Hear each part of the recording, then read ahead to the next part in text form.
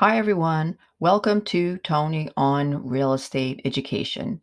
If you are new to my channel, please like and subscribe. Today, we're going to dive into the topic of amortization and negative amortization.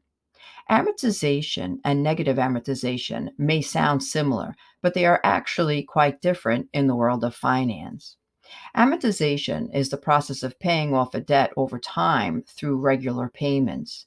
Each payment goes toward both the principal amount borrowed and the interest accrued. This means that with each payment, the debt decreases until it is fully paid off.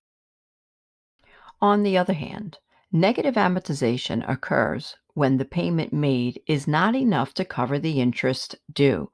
This results in the unpaid interest being added to the principal balance, causing the debt to increase over time rather than decrease.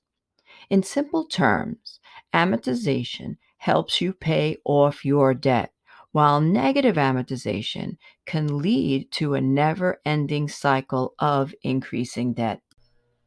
So now let's take this a little further and talk about how negative amortization can lead to a balloon payment.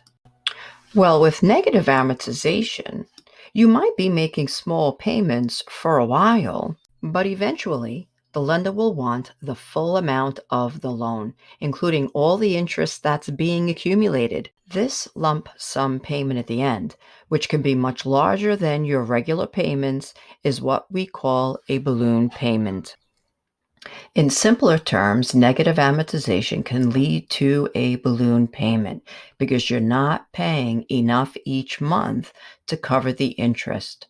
So the interest keeps building up until you have to pay it off at once.